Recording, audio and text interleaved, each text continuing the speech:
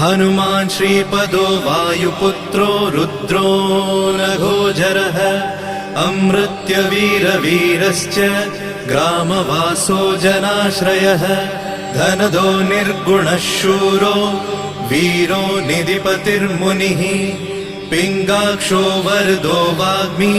सीता शोकविनाशकः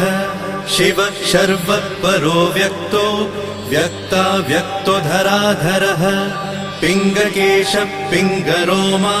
श्रुतिगम्यः सनातनः अनादिर्भगवान् देवो विश्वहेतुर्जनाश्रयः आरोग्यकर्ता विश्वेशो विश्वनाथो हरीश्वरः भर्गो रामो रामभक्तः कल्याणप्रकृतिस्थिरः विश्वम्भरो विश्वमूर्तिर्